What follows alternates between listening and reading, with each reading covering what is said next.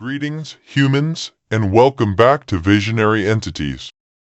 If you're here, chances are you've noticed the seismic shifts vibrating under the surface of American society, like a tectonic rumble forewarning an impending quake. So often, we're caught up in the minutiae of everyday life that we miss the broader tapestry being woven right before our eyes. Today, we dissect that tapestry, thread by thread, and ask the question we should all be grappling with. What exactly is happening to our society? We live in a country whose foundations are not just being questioned but deconstructed. What most of us don't realize is the subtlety with which this transformation occurs, a slow, stealthy undertow that alters everything from the institutions we trusted to the very entertainment we consume for escapism. This isn't just about politics or even the culture wars. It's about the DNA of America being rewritten without our consent. Let's begin by examining the media, which is no longer a neutral messenger of events but a curator of narrative. From the incessant, hypnotic ticker on 24-hour news channels to the trending stories that mysteriously mirror each other across platforms, a pattern emerges. The media isn't just telling us what happened, it's telling us how to feel about it, how to talk about it, and even what words to use. The backdrop of our daily lives has become a well-choreographed performance. Of course, it's not just news, it's the leisurely things, too. The games we watch, the movies we enjoy, and even the books we read are no longer innocent pockets of respite. They have been colonized by a specific worldview. The players, actors, and characters are not just figures of fantasy, but actors on a political stage. Your Netflix account? More like a 24/7 seminar in social re-engineering. You are being programmed via your passive, mindless entertainment. And let's not forget the most insidious infiltrators' advertisements, pop-ups, and seemingly innocuous language that floats across our screens passively glazed over like leaves on a lazy river. They seem harmless enough, yet they condition our minds to accept triviality as substance, to replace meaningful dialogue with empty slogans and vanity metrics. The absence of substance is itself a message, one that conditions us to hunger for the shallow and ephemeral. Pause for a moment and consider this: these are not random occurrences. This is a blueprint for societal transformation, so comprehensive that it leaves no stone unturned. And who designs it? Well, let's delve into that. Over the years, I've seen strings being pulled from behind an opaque curtain. Consistency in messaging across media outlets, synchronized legislative pushes, and even social movements seem less like grassroots phenomena and more like orchestrated symphonies. How else do you explain this strange uniformity? I hear you asking, what about our capitalist system? Doesn't competition ensure authenticity in the system, diversity, and merit? What we call capitalism today is a far cry from its original form. It's more like pseudo-capitalism, a facade that conceals a hierarchy of monopolies increasingly controlled by a select few. The America of mom and pop shops and true merit-based opportunities is being replaced by a dystopian technocracy, and we are watching it happen just like another Netflix show.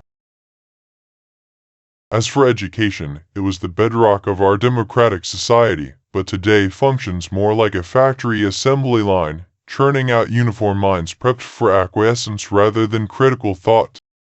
Schools aren't marketplaces of ideas, they're more like greenhouses, cultivating a single species of thought. Our trusted universities, schools, and learning institutions are some of the most infected denominations in this diseased temple. The roots of this systemic transformation trace back further than most can imagine. What we are seeing today is simply part of a bigger puzzle with pieces that have been built independently, tested, and perfected, and stitched together slowly over the course of all of recorded history.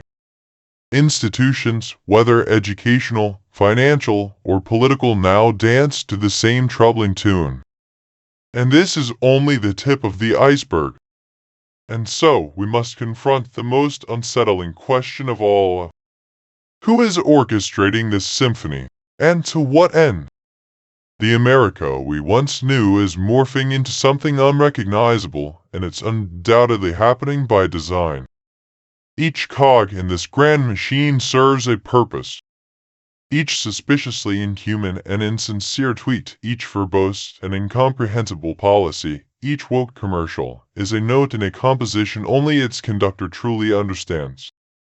We are living in a theater of engineered consent and content, and the play is far from over. Let's not lose sight of the staggering scale of this phenomenon. It's not confined within the borders of a single nation. The threads of this intricate tapestry extend beyond the United States, weaving through societies and cultures across the globe.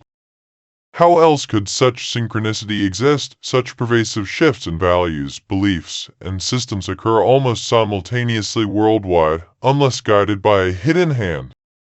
This isn't just an American dilemma, it's a global orchestration that threatens the very core of human autonomy and freedom. It's a unifying yet divisive theme that calls us all to a higher level of discernment and action. While we may feel like mere dots in this grand picture, remember it is a collection of pixels that make up the image. The choices we make individually contribute to a collective trajectory, steering us either further into orchestrated chaos or toward a path of self-guided enlightenment.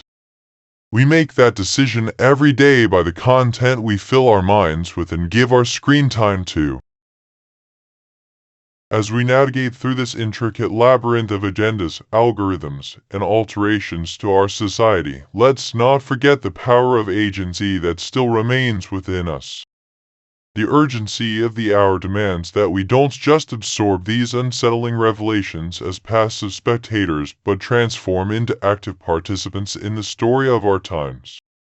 The reality we are witnessing is not a foregone conclusion, but a work in progress, sculpted by the collective actions of each individual.